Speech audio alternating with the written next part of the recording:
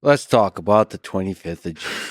Oh, yeah. Let's talk about Levan Saginashvili, Yeah. the Georgian Hulk.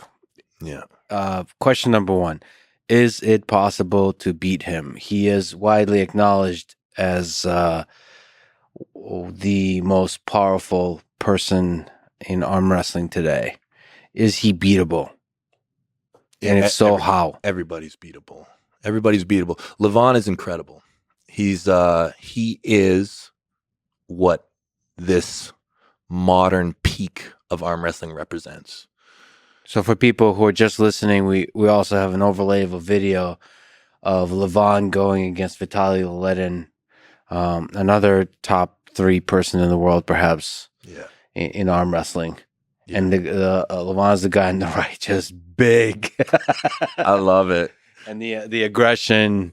I mean, actually, sort of underneath it all, it seems to be a teddy bear, but when he turns it on, it's raw power. He's the full package. Levan is he represents the pinnacle. There's Dennis in the background. He's like, I want to be back in there.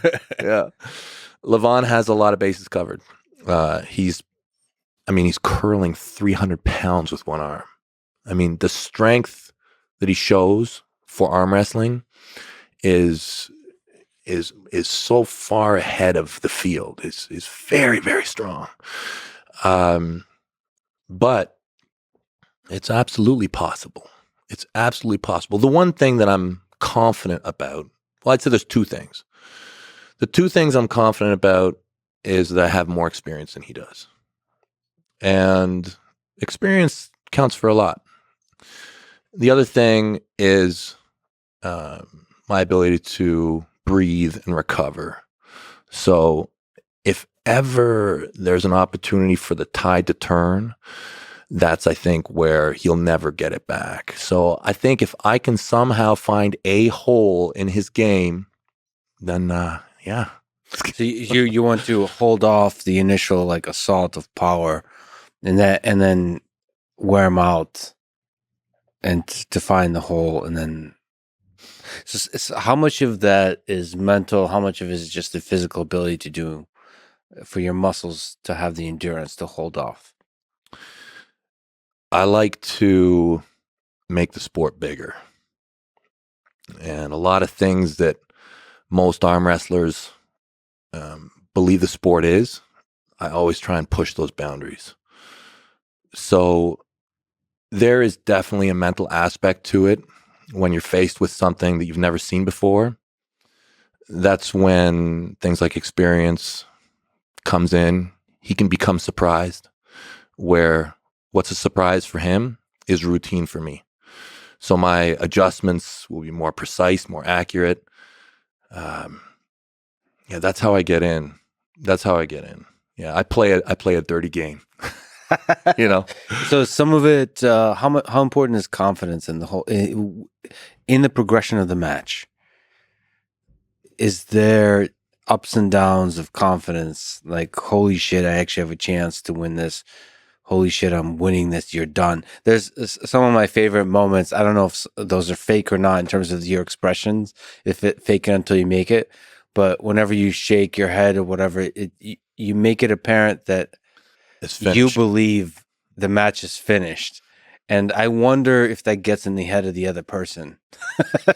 When you start to actually, so I'm sure you're doing things in precise, detailed things with your hands to also indicate that you believe they're finished.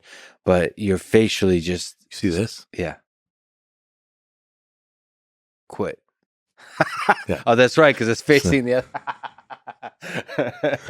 So that's ultimately what the battle is about. It's like it's you're done. You might as well give up. Commitment is so important in anything that you do, right? Like I always kind of try and bring things to a level of commitment that's uncommon. I think that's a lot of reasons why I do well. It's because I just get so committed in the whole process. And by the time that I actually show up to fight, I sometimes just wish that they would kill me. I wish that they would, because that's what that's how far I want to go. Like people talk about like how committed are you to the match? Like if you're committed to the match and you lose, you should be hurt. Yeah. Like I'm often unhappy when I lose a match and I don't have an injury. I'm like, damn, I'm like, what the fuck? Like I should have, like, I feel like I didn't commit, you know? I don't know if you know who Dan Gable is, the wrestler. He He was on. he was on the podcast. Yeah. He talked about his whole career. He dreamed of working so hard that he can't get off the mat by himself, and he was always he's disappointed ultimately at the end of his career because he was always able to get off the mat on his own accord. So he wants to leave it all on the mat just from exhaustion. So that's what commitment looks like. Yeah. So what is this process? What is this climb for? Probably the toughest match of your career. I would say the most epic match in arm wrestling history. I mean, it's really building up. You said North America. I think by accounts of many, you're one of the greatest arm wrestlers ever. He is one of the scariest arm wrestlers ever. And so this match, by the way, where's it happening? It'll be in Dubai. In Dubai. Yeah. June. So what does the climb look like? The climb for me, what I have to change in my life always, people talk about being a professional. I've always loved the sport. I've loved it like crazy. But to me, the path is about simplicity and removal of distractions. I do better and better the more I get rid of everything, nothing else, so that my life is just the goal, just the target, and everything else is off the table. And that's where I need to get to, where there's nothing between me and him. And every single day you're putting in the volume. Every day, all day.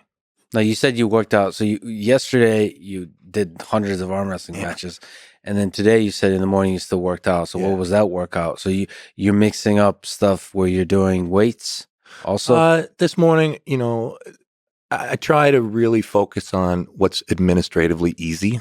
That's a big part of it for me. It's everything I do. So I just travel with bands. Yeah, I got bands with me, and it's rehabilitative in nature. So I'm really focusing on blood flow, feeling good, doing proper movements. But yeah, just a band workout in the hotel room. What does a band workout look like? So are you doing the arm wrestling movement? Are you doing see that? See what you did there? What's that? Yeah, it's you want to bring them in. Yeah, up. Oh, the up thing? Up into your center, right? Yeah. You think, what can you control out here? No, you bring everything close. You want that's it. Don't worry about pinning. Pinning happens once it's close to you.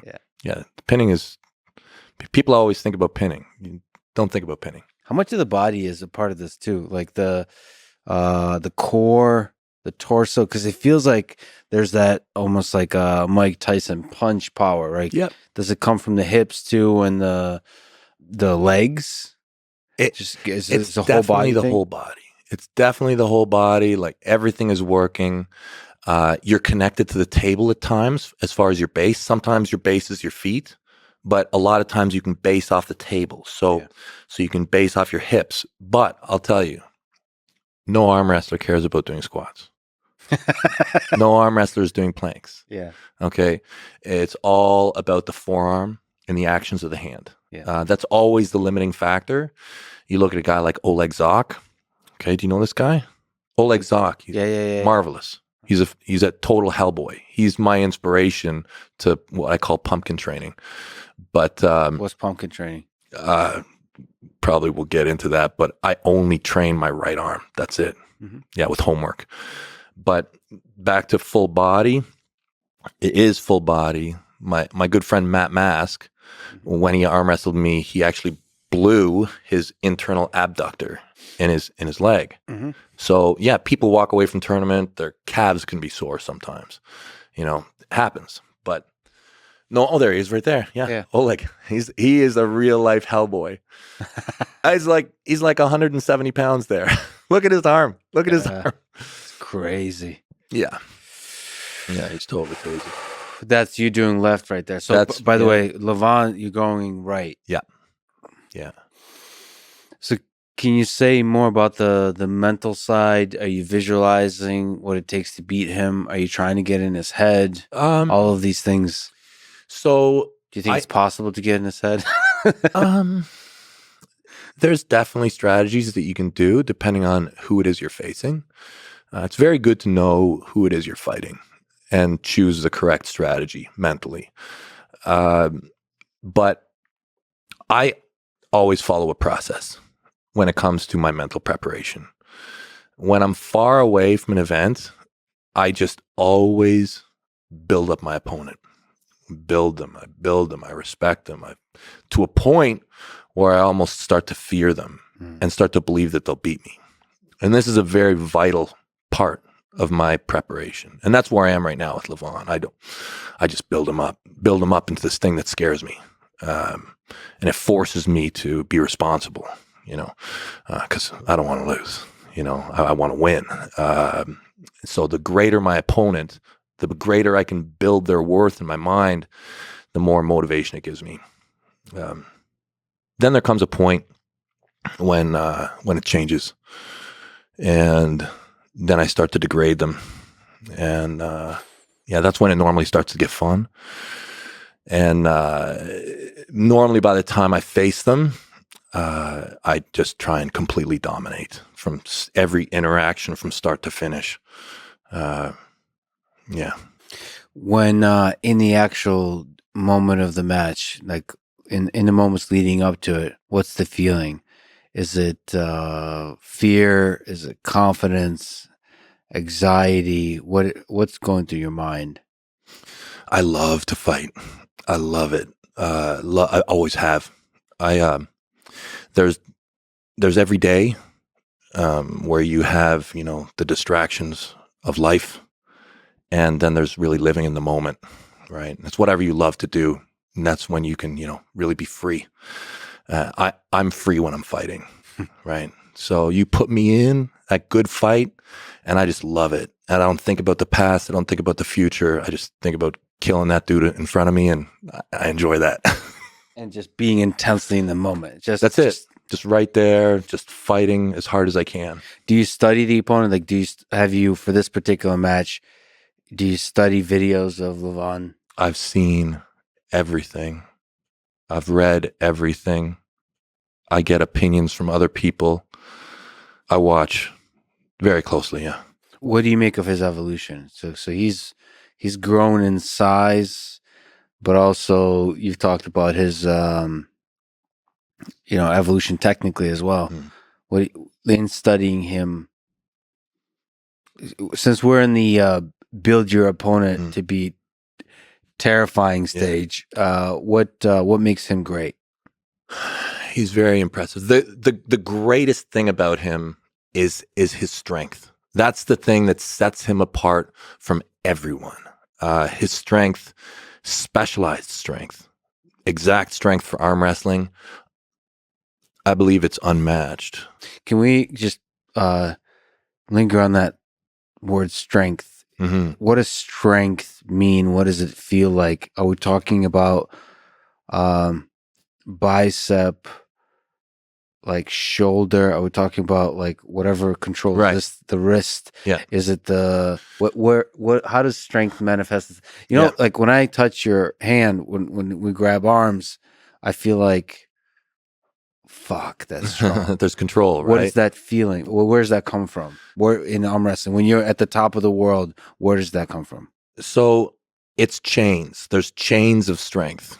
And in arm wrestling, this is like technical strength. Okay. And we use these technical chains to fight each other. The chains that I'll talk about is, remember how we talked about the post, this upwards drive, this ability to close this angle? This is a chain.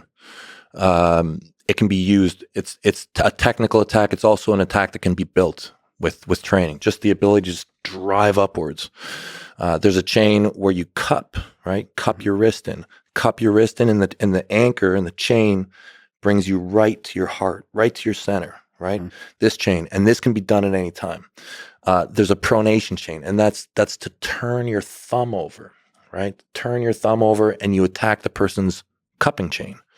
And there's a huge number of muscles involved in each of those chains. And that's why I say it's a chain, right? But they're movements, and these movements you can develop in the gym or through practice. So you don't mean, so it's easy to sort of interpret strength to mean how much you curl, essentially. Yeah. But you mean the chain. It's all has to do with and that's what, people talk, is it a bicep? I mean, yes, there's bicep for sure involved, but I'll always be inaccurate if I try and tell you like what muscles are so I prefer to explain it in a movement and then everything that's involved to do that movement.